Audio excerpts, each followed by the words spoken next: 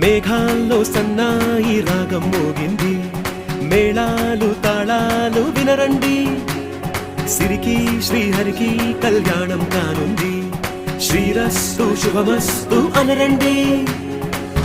అచ్చు తెలుగింట్లో పెళ్లికి అర్థం చెప్పారంటూ, మెచ్చదగు ముచ్చట ఇది అని సాక్ష్యం చెబుతామంటూ, జనులంతా జై కొట్టేలా జరిపిస్తామండి. అందాల కుందనపు బొమ్మవని